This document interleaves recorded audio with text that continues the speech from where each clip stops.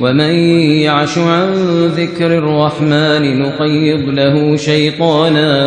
نقيض له شيطانا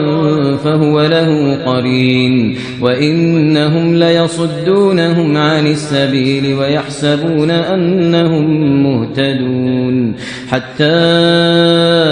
إذا جاءنا قال